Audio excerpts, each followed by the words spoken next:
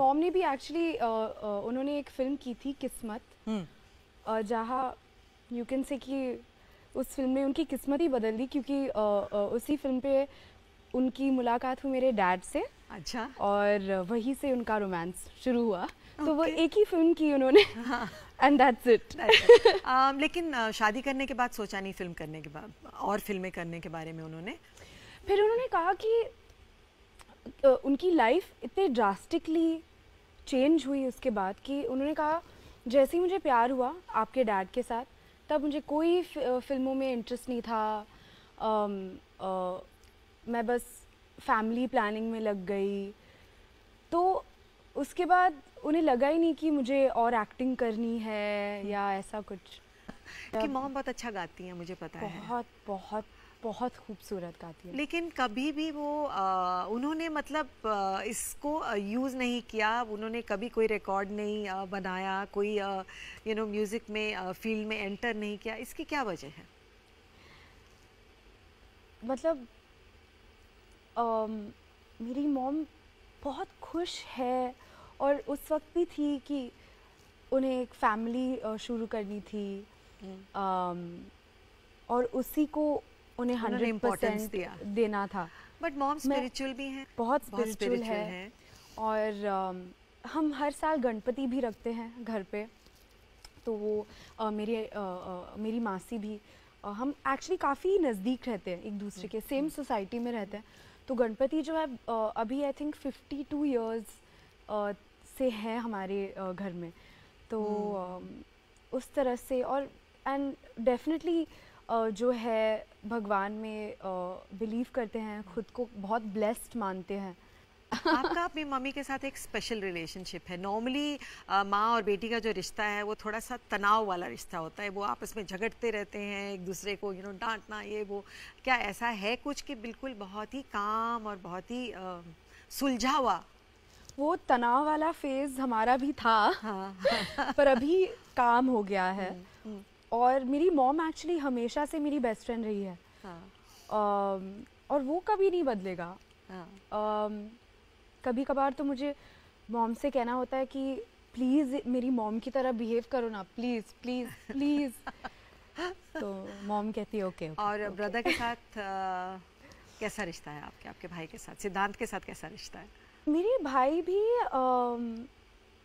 Of course जब हम छोटे थे हम काफ़ी झगड़ते थे, पर वो तो हर घर में होता है भाई बहन के बीच।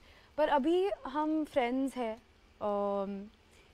दिन में बात तो होनी ही है, मैसेज एक दूसरे को करते हैं। अगर कोई बात हमारे पेरेंट्स नहीं समझ पाते तो हम दोनों ही, पता है, मॉम ना और या पापा ना, या तो हम दोनों एक दूसरे को समझ पाते हैं और काफ़ी जोक करते हैं। हाँ। तो मैं बहुत मतलब अपने फैमिली के साथ, मेरी फैमिली मेरे फ्रेंड्स भी है। कभी ऐसा कोई किस्सा हुआ हो जहाँ किसी ने मिसबिहेव किया हो या कुछ कह दिया हो और आपके भाई ने आके झगड़ा मोल ले लिया, या कुछ ऐसा कोई केस, आपके कोई इंसिडेंट ऐसा आपके साथ हुआ है? स्कूल में तो सबको पता होता था कि एक तो मैं शक्ति कपूर की बेटी हूँ, दूसरी बात मेरे बड़े भाई हैं स्कूल में, तो कोई पंगा लेता ही नहीं था। एक बात ये है, उनको पता है घर पे कोई है, और सेम स्कूल में मेरे बड़े भाई भी है, तो कोई पंगा नहीं लेता था। मैं खुशी खुशी मतलब मस्ती करती थी, और कोई मुझे नहीं तंग, कोई ऑलरेडी वो प्रोटेक्शन था, ऑलरेडी वो प्रोटेक्शन था। स्कूल में ही मेरे भैया हैं और घर पे मेरे डैड हैं, और मैं उसका फ़ायदा भी उठाती थी। जितनी मस्तियाँ करनी थी मैं करती थी। बहुत नॉटी रही हैं आप बचपन में। हाँ। पहला दिन शूटिंग का वो क्या एक्सपीरियंस था, उसके बारे में हमें बताइए। पहला दिन मिस्टर बच्चन के साथ सॉन्ग शूट कर रहे हैं। Oh my God, oh my God, मतलब ओ माय गॉड। अभी भी मैं सोचती हूँ तो मुझे लगता है कि पहली फिल्म मैंने मिस्टर बच्चन के साथ की, मजा आ गया। Very nervous, you must have been very nervous. तो कैसे आपने अपने आप को हैंडल किया? मैं डेफिनेटली बट नेचुरली, अगर आप मिस्टर अमिताभ बच्चन जी के साथ काम कर रहे हो तो नेचुरली अगर आप नर्वस नहीं होंगे तो प्रॉब्लम है ना। तो मैं इतनी नर्वस थी, लेकिन मिस्टर बच्चन जिस तरीके से उन्होंने हम सबसे वो मिले, क्योंकि मैं ही नहीं थी, मेरे साथ 3 नए लड़के भी थे, और जिस तरीके से वो हम सबसे मिले, मतलब हमें लगा कि हम शॉक्ड थे कि इतने बड़े इंडिया के सुपरस्टार, इतने हम्बल, इतने स्वीट, इतने मतलब कहते हैं ना कि आप उनसे भी जाके बात कर सकते हो, इतना कंफर्टेबल वो आपको फील कराते हैं। तो हम तो शॉक थे, और हम सोच में लग गए कि मतलब इसलिए वो इतने कामयाब है, क्योंकि वो इतने अच्छे हैं। जब आपकी 2 फिल्में नहीं चली और तीसरी आशिक 2 जो इतनी चली, लेकिन ये 2 फिल्में जो नहीं चली और आशिकी के बीच का जो दौरान है, आप क्या फील कर रही हैं? उस वक्त तो डेफिनेटली बहुत लो फील करती थी। इट्स बट नेचुरल, अगर आपकी पहली 2 फिल्में नहीं चली हों, लोगों को वो देखनी ही नहीं थी, तो काफ़ी लो फील हुआ उस वक्त। लेकिन मेरे मॉम डैड ने इतना सपोर्ट किया हमेशा, और मुझे याद है एक दिन मैं इतना रो रही थी और मैं कंबल के अंदर थी, तो मेरी मॉम रूम में आई और उन्होंने कहा, क्या कर रही हो, क्यों अपना टाइम वेस्ट कर रही हो रो के, चलो उठो, क्लास जाओ, डांस क्लास जाओ, यही तुम्हें करना था ना, तुम्हें हमेशा एक्ट्रेस बनना था ना, तो अभी क्या हुआ, तो क्या हुआ, पहली 2 फिल्में नहीं चली, और ट्राई करो। और मेरे डैड एकदम हंसी मजाक से वो कहते थे कि नो प्रॉब्लम, होता है, ये आपको और स्ट्रॉन्ग बनाएगा। तो वहाँ से मुझे काफ़ी हौसला मिला।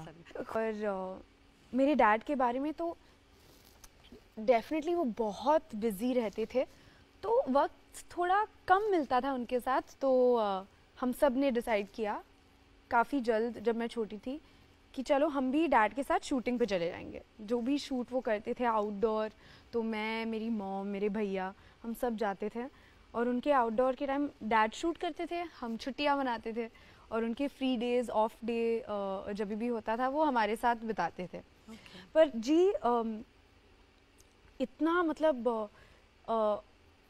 हेक्टिक होता है शूटिंग का स्केड्यूल, तो काफ़ी बिजी रहते थे।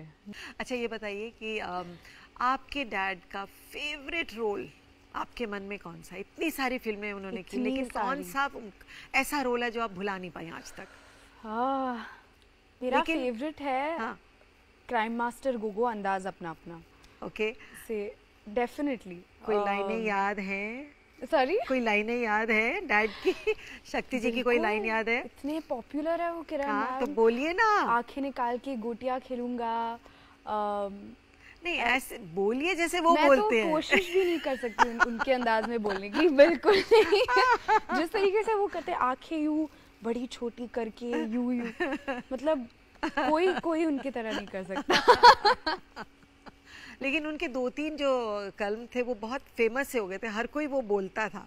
जी, आऊ, हाँ, ललिता, कुछ वर्ड्स मैं नहीं यूज कर सकती इस शो पे। और नंदू सबका बंधु, राजा बाबू से। पर मतलब मैं ही जब मैं सोच में पड़ जाती हूँ, तो मुझे भी लगता है कि मैं भी हमेशा सोचती हूँ कि यार मेरे घर पे इतने बड़े कलाकार हैं, इतना प्रिविलेज महसूस होता है हर वक्त। हाँ, आशिकी 2 जी, आपको रोल कैसे मिला? मोहित सूरी जो है हमारे आशिकी 2 के डायरेक्टर, मैं उनसे पहले मिली थी एक दूसरे फिल्म के लिए, तो फॉर सम रीज़न वो फिल्म बनी नहीं, लेकिन हमारी मुलाकात हुई थी। फिर उन्होंने मुझे कॉल किया और उन्होंने कहा कि उन्होंने पूछा कि श्रद्धा तू मराठी बोल लेती है?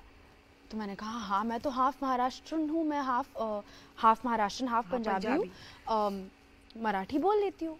तो उन्होंने कहा ठीक है, मुझे आपसे मिलना है। तो वो घर पे आए और मुझे ग्लासेस है, स्पेक्स है, तो मैं अपना चश्मा लगा के उनसे मिली, बालों में ऑयल था। तो उन्होंने कहा कि मुझे ऐसी ही लड़की चाहिए अपनी अगली फिल्म के लिए, आशिकी 2 के लिए, और उन्होंने मुझे ब्रीफली उसके बारे में बताया। और जब मैंने कहानी सुनी, जो हल्का फुल्का सा उन्होंने सुनाया था, तो मुझे बहुत पसंद आई। किरण मैम इतनी पसंद आई कि मन था कि बस उसी वक्त शुरू हो जाए और मैं काम कर लूं। पर अंदर से मैंने कहा कि मॉम डैड से एक बार डिस्कस कर लूं कि मुझे ऐसे फील हो रहा है कि ये फिल्म तो मुझे करनी है। तो और मोहित ने कहा कि उन्हें लगा कि मैं परफेक्ट थी उसके लिए। और मैं बहुत बड़ी फ़ैन रही हूँ मोहित सूरी की फिल्मों की।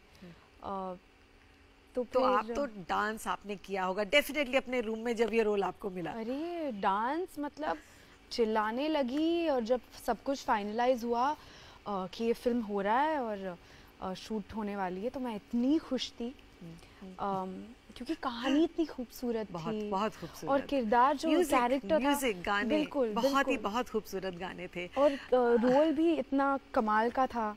तो डेफिनेटली बहुत एक्साइटेड। आप कर रही थी रोल, तो आपको ऐसा लगा कि ये फिल्म इतनी बड़ी हिट होगी? आपको ऐसी फीलिंग थी? ऐसे लगा कि अगर मुझे ऐसी फिल्म देखनी होती तो क्या मैं देखने जाती? तो ये सवाल मैंने खुद से किया और मुझे लगा हाँ मैं ज़रूर देखने जाती। फिर मुझे लगा कि अगर मैं देखने जाऊंगी तो दूसरों को भी अच्छी लगेगी, और क्योंकि कहानी इतनी रियलिटीज़ जो होती है लाइफ की, एवरीवन हैज़ ट्रेजेडीज, सबके लाइफ में कोई ना कोई ट्रेजेडी होती है। आई थिंक वो भी एक ख़ास बात थी कहानी की। कि एक तरफ से हैप्पी एंडिंग नहीं थी। और मेरे हिसाब से लोगों को वो बात पसंद आई। गाने जो थे फिल्म के वो बहुत हिट हुए, बहुत चले। आशिकी 1 के गाने भी बहुत चले थे ना, आशिकी 2 के तो आई मीन रिकॉर्ड ब्रेकिंग। तो मुझे मालूम है कि आप सिंगर हैं, सबको मालूम है कि आप सिंगर भी हैं। तो जब वो गाने आप सुनती थी और उन पे एक्ट करती थी, तो क्या आपको ये फीलिंग आती थी कि God I wish I was singing this song, अगर मैं गाती तो कितना अच्छा होता? ऐसा कभी फील हुआ? बहुत बारी फील हुआ। मैंने ट्राई भी किया कि मोहित से कहूँ कि प्लीज़ मुझे गाने दो। और लेकिन आई मीन श्रेया घोषाल, पलक मुच्छल, तुलसी कुमार, उनकी आवाज़ you know it's so beautiful, और उस लेवल की सिंगिंग की ज़रूरत थी हमारी फिल्म में। तो मोहित बहुत स्वीट थे।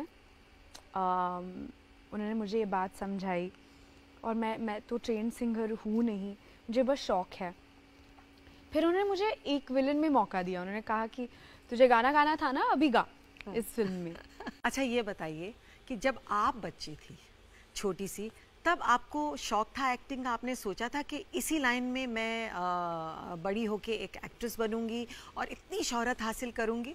एक्ट्रेस तो हमेशा से बनना था, और जब से मुझे याद है एक्चुअली,